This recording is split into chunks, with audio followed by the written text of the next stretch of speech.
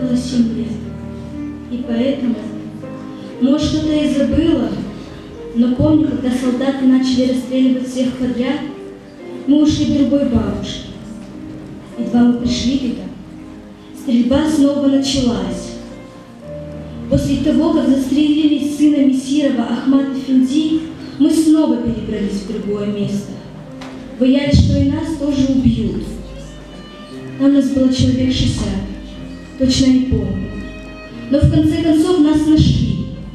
И, сказав, что хотят провести собрание, вывели всех во двор.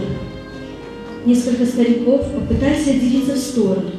И в это время начали убивать нас, женщин. Мы стояли возле стены, когда солдаты начали палить по нам. Видя, что помощи никакой не будет, некоторые начали читать закир. И с Богом на устах умерли от рук солдат. Самой последней упала молоденькая женщина, чья-то сноха.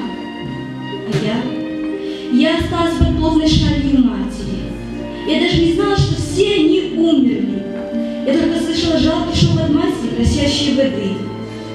Вместе с ней там умерли 2 мои сестры. Потом я выбралась из-под шали, но принести матери воды, к сожалению, не смогла. Я видела, как солдаты, убивавшие наших родных, резали кур, и вновь спряталась.